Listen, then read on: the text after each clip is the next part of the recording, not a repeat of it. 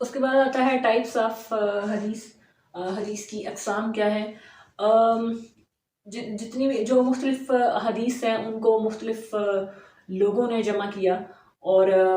جو شروع کا بالکل آپ صلی اللہ علیہ وسلم کی وفات کے بعد کا دور ہے اس میں ہی یہ حدیث کو جمع کر لیا گیا تھا. اور اس حساب سے جو اہل سنت ہیں ان کے ہاں صحاستہ سب سے زیادہ مشہور و معروف حدیث کے مجموعات ہیں. حدیث کی جو مین 6 کتابیں ہیں ان میں صحیح بخاری ہے جو امام بخاری نے اس کو کمپائل کیا، صحیح مسلم جس کو امام مسلم نے کمپائل کیا، سنن ابن ماجہ امام ماجہ نے، اسی طرح سے سنن نسائی ہے امام نسائی نے اس کو کمپائل کیا. اس کے علاوہ امام ترمذی نے جو جامع ترمذی ہے اس کو کمپائل کیا، اور اسی طرح سے سنن ابن داؤد امام ابی داؤد نے اس کو کمپائل کیا. اسی طرح سے جو اہل تشیع ہیں ان کے ہاں 4 مین حدیث کی کتابیں ہیں، اور چونکہ ان کے نزدیک وہ حدیث صرف اتھینٹک مانی جائیں گی جن کو اہل بیت میں سے کم ایک ممبر نے ان کو روایت کیا ہو. تو اس حساب سے ان کی ایک بہت مشہور و معروف کتاب ہے الکافی جو حدیث سے ریلیٹڈ ہے. اسی طرح سے جو ان کی 3 اور بھی حدیث کی کتابیں ہیں. سو یہ اوورآل حدیث کی کتابیں ہیں جن کو سب سے زیادہ مسلمانوں کے مختلف جو مکاتب فکر ہیں ان میں ان کو پڑھا جاتا ہے اور ان کو اسٹینڈرڈ مانا گیا ہے. اس کے بعد آتا ہے لیجسلیٹو فنکشنز آف سنہ. بہت سے جو جیورسٹس ہیں ان کو اس سوال کا سامنا کرنا پڑتا ہے کہ کیا سنت ایک انڈیپینڈنٹ سورس ہے اسلامک لاء کا، یا یہ ہر معاملے میں قرآن پاک کو ہی فالو کرتا ہے. تو اس لیے جیورسٹس نے جو لیجسلیٹو فنکشنز آف سنہ ہیں ان کو 3 ایسپیکٹس میں ڈیوائڈ کیا ہے in order to answer this question. سب سے پہلے جو ایسپیکٹ ہے وہ یہ ہے کہ بہت سے ایسے معاملات ہیں جن کے بارے میں قرآن پاک نے بہت سالڈ احکامات دیے ہیں اور سنت ان کو ایز اٹ از فالو کرتی ہے. جیسے کہ دیت کا قانون ہے، قصاص ہے، اسی طرح سے قوانین وراثت ہیں کہ وراثت میں کس کا کتنا حصہ ہے، بہن کا کتنا حصہ ہے، بھائی کا کتنا حصہ ہے، ماں کا کتنا حصہ ہے، وغیرہ وغیرہ. اس پر کوئی کسی قسم کی دو رائے نہیں ہے، اس کو ایز اٹ از فالو کیا جاتا ہے. اسی طرح سے قتل کے بدلے قتل ہے جو قصاص کا قانون ہے. اسی طرح سے دیت ہے کہ اگر مقتول کے لواحقین قاتل کو معاف کر کے اس کے بدلے میں کوئی مالی فائدہ حاصل کرنا چاہتے ہیں تو وہ کر سکتے ہیں، ان کو اجازت ہے. سو سنت اس کو ایز اٹ از فالو کرتی ہے. سیکنڈ اسپیکٹ یہ ہے کہ بہت سارے ایسے احکامات ہیں قرآن پاک کے جو اتنے کلیئر نہیں ہیں، ان کو زیادہ اچھے طریقے سے ایکسپلین کرتی ہے سنت. جیسے کہ اللہ تعالیٰ نے قرآن پاک میں ارشاد فرمایا ہے کہ چاہے کوئی مرد ہو یا عورت اگر وہ چوری کرتے ہیں تو ان کا ہاتھ کاٹا جائے. آیت کا مفہوم یہ ہے. سنت اس بات کو ایکسپلین کرتی ہے کہ اگر جنگ ہو، قحط ہو، چوری کرنے والا بچہ ہو، یا کوئی کھانے پینے کی چیز چرائی جائے، تو ان ساری معاملات کو دیکھتے ہوئے چور کا ہاتھ نہیں کاٹا جائے گا. باقی اگر کوئی بہت بڑے لیول پہ کوئی چیز چرائی جاتی ہے تو پھر اس پر ہاتھ کاٹا جائے گا. سو یہ جو ایکسیپشنز ہیں ان کو سنت نے ایکسپلین کیا ہے.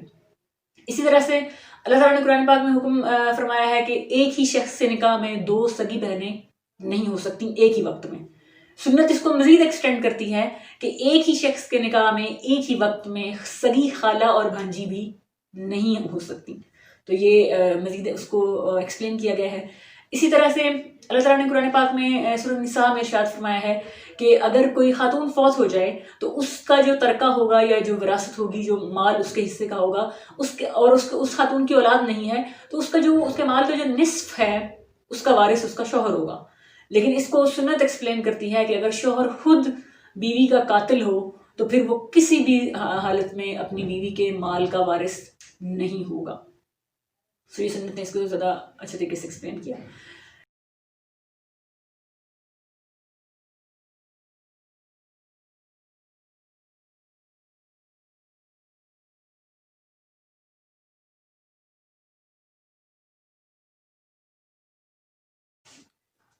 تیسرا جو اسپیکٹ ہے وہ ہے بہت سے ایسے معاملات ہیں جن کے بارے میں قرآن پاک بالکل خاموش ہے اور وہاں پر ہمیں سنت بری طرح سے لیجسلیشن کرتی ہوئی نظر آتی ہے. جیسا کہ پورے قرآن پاک میں اگر ہم دیکھیں تو گدھے کی حرمت کا کوئی حکم موجود نہیں ہے کہ گدھے کا گوشت حرام ہے، آپ نہیں کھا سکتے، ایسا کوئی حکم موجود نہیں ہے. لیکن جب ہم سنت کا یا سیرت کا مطالعہ کرتے ہیں تو ہم دیکھتے ہیں کہ 7 ہجری میں غزوہ خیبر کے موقع پر صحابہ بہت تھکے ہوئے تھے اور بہت بھوک میں مبتلا تھے سب لوگ، تو تمام لوگوں نے گدھے کا گوشت ہانڈیوں میں چڑھا رکھا تھا اور وہ اس انتظار میں تھے کہ کھانا پک کر آئے اور ہم کھائیں، کہ اتنے میں ایک منادی کرنے والے نے آواز لگائی کہ اللہ کے رسول صلی اللہ علیہ وسلم نے آج سے گدھے کا گوشت حرام قرار دے دیا ہے۔ تو صحابہ فرماتے ہیں کہ ہم نے فوراً اپنی ابلتی ہانڈیاں الٹ دیں اور اس گوشت کو ویسٹ کر دیا۔ سو گدھے کی حرمت کا بیان یا حکم یہ سنت سے ہمیں ملتا ہے، یہ قرآن پاک میں موجود نہیں ہے۔ اسی طرح سے صحیح مسلم کی روایت ہے کہ ایک فاطمہ نامی خاتون جن کی کنیت ام یعقوب تھی، وہ حضرت عبداللہ ابن مسعود رضی اللہ عنہ کے پاس آئیں اور انہوں نے کہا کہ عبداللہ تو یہ لوگوں سے یہ کہتا پھرتا ہے کہ اللہ کی لعنت ہو اس عورت پر جو اپنے چہرے سے بال نوچے اور گودنے اور گدوانے والیوں پر، یعنی ٹیٹوز بنانے والوں پر۔ تو حضرت عبداللہ ابن مسعود نے فرمایا کہ میں نے یہ بات اللہ کے رسول صلی اللہ علیہ وسلم سے سنی اور اس کو میں نے آگے پہنچایا۔ تو وہ کہنے لگیں کہ قرآن میں تو ایسا کوئی حکم نہیں ہے، کیونکہ وہ قرآن پاک کی قاریہ تھیں، بہت زیادہ وہ پڑھتی تھیں، تو اس لیے انہوں نے کہا کہ قرآن پاک میں تو ایسا کوئی حکم موجود نہیں ہے، جیسے کہ آج کل ہمارے یہاں بہت سے لوگ کہتے ہیں کہ کہاں قرآن پاک میں کہاں لکھا ہے فلاں چیز کے بارے میں۔ سو انہوں نے بھی ایسے ہی پوچھا، تو حضرت عبداللہ ابن مسعود نے فرمایا کہ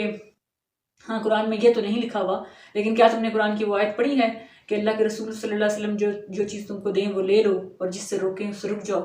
کہنے لگی ہاں یہ تو پڑھی ہے۔ تو انہوں نے فرمایا اس کا یہی مطلب ہے۔ سو یہ ایسی ڈفرینٹ کنڈیشن ہیں جہاں پر قرآن پاک بالکل خاموش نظر آتا ہے، لیکن سنت یہ لیجسلیشن کر رہی ہے، یہ قانون سازی کر رہی ہے کہ یہ چیز حرام ہے اور یہ چیز حلال ہے۔ Hopefully you got it.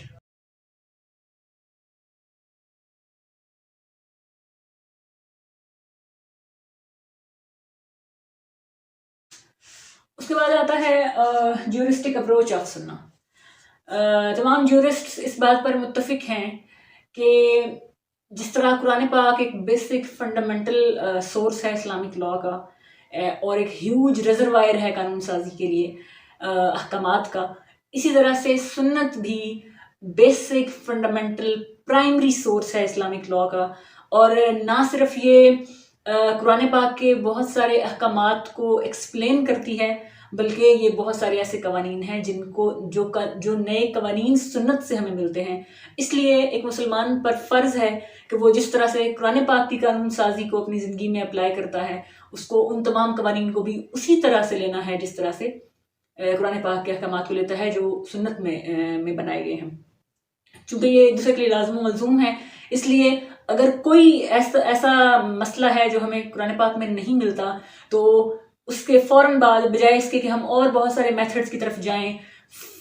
First of all we have to consult سننا، اس لیے کہ اللہ تعالیٰ نے قرآن پاک میں ارشاد فرمایا ہے کہ اے ایمان والو، جب کسی بات پر آپس میں اختلاف ہو جائے تو اللہ اور اس کے رسول کی طرف رجوع کرو۔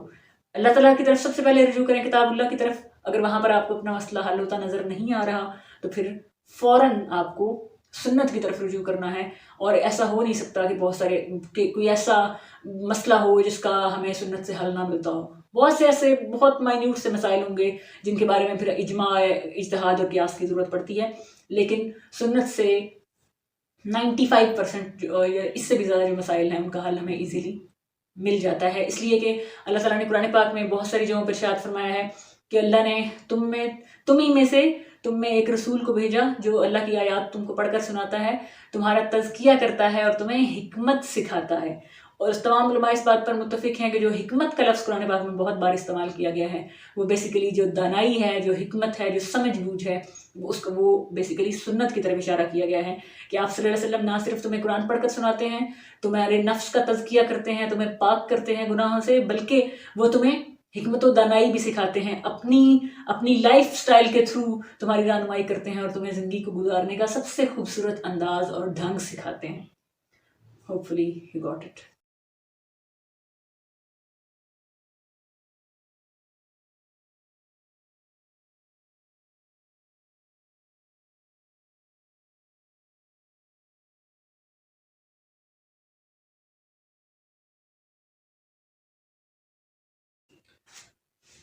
اور آخر میں کنکلوژن ہے اس پوری گفتگو کا، جو لب لباب ہے وہ یہ ہے کہ سنت اور قرآن یہ ایک دوسرے کے لیے لازم و ملزوم ہے۔ یہ ایسا نہیں ہو سکتا کہ آپ صرف قرآن پاک کو پڑھ کر کسی بھی منطقی نقطے پر پہنچ سکیں، اس کے لیے آپ کو सुन्नत को कंसल्ट करना पड़ेगा, आप सल्लल्लाहु अलैहि वसल्लम की सीरत को देखना पड़ेगा। इसके अलावा एक सबसे जो इम्पोर्टेंट बात है वो ये है कि जब अल्लाह ताला ने खुद कुरान पाक में इरशाद फरमा दिया है कि ए लोगों, उस चीज़ की इत्तबा करो जो नूर और किताब अल्लाह ने तुम्हारी तरफ नाजिल की है, तो ये मुमकिन नहीं है कि एक चीज़ को तो हम पकड़ें और दूसरी के बगैर ही हम सब कुछ हासिल कर लें, ऐसा मुमकिन नहीं है। सो आप सल्लल्लाहु अलैहि वसल्लम की शहादत तैयबा को माइनस करके अगर कोई शख्स ये समझता है कि वो कुरान पाक को सही तौर पर समझ सकता है, तो ये हमारी सबसे बड़ी गलतफहमी है। इसके अलावा जो कानून साजी भी है, एक आम इंसान की ज़िंदगी हो या ओवरऑल एक पूरी कौम हो जिस कानून साजी हो, उसमें लोगों के ज़िंदगियों के बारे में आपने फ़ैसले करने हों, तो ये मुमकिन नहीं है कि जितने आप सल्लल्लाहु अलैहि वसल्लम की जो 23 साला एक पूरी एक नबवी दौर है जिसमें आप सल्लल्लाहु अलैहि वसल्लम ने तबलीग की, जिसमें आप सल्लल्लाहु अलैहि वसल्लम ने अल्लाह ताला के अहकामात को लोगों पर प्रैक्टिकली अप्लाई करके दिखाया, उसके बगैर लेजिस्लेशन मुमकिन नहीं है, उसके बगैर ये पॉसिबल नहीं है कि आप कोई कानून साजी कर सकें। इसलिए जो सुन्नत है, जो आप सल्लल्लाहु अलैहि वसल्लम ने गुफ्तगू फरमाई, जो आप सल्लल्लाहु अलैहि वसल्लम ने काम फरमाए, अमाल किए, या वो अमाल जो आप सल्लल्लाहु अलैहि वसल्लम के सामने हुए और आप सल्लल्लाहु अलैहि वसल्लम की तायीद फरमाई या उन पर खामोशी इख्तियार फरमाई, वो सब के सब अथेंटिक हैं और वो सब के सब सुन्नत का हिस्सा हैं और उनके बगैर कानून साजी मुमकिन नहीं है। जैसे कि अल्लाह ताला ने कुरान पाक में इरशाद फरमाया है कि आप सल्लल्लाहु अलैहि वसल्लम जो भी कहते हैं, अब वो अपनी तरफ से कुछ नहीं कहते, वो कहते हैं जो अल्लाह उनकी तरफ वही करता है। सो आप सल्लल्लाहु अलैहि वसल्लम का हर अमल कुरान के ताबे है, सुन्नत की हर बात कुरान के ताबे है, लेकिन उसको मज़ीद एक्सटेंड करते हुए, उसकी मज़ीद तशरीह करते हुए और क़यामत तक के लिए आने वाले मसाइल को समझने के लिए इन दोनों को इकट्ठा करके कानून साजी की जाएगी, अदरवाइज़ कानून साजी नहीं हो सकती। Hopefully you got it. अगर आपको ये लेक्चर अच्छा लगा है तो प्लीज़ वीडियो को लाइक कीजिएगा और शेयर भी कीजिएगा। चैनल को अगर अभी तक आपने सब्सक्राइब नहीं किया तो प्लीज़ इसको सब्सक्राइब भी कीजिएगा। नेक्स्ट वीडियो में इंशाल्लाह मुलाकात होती है, तब तक अल्लाह हाफ़िज़।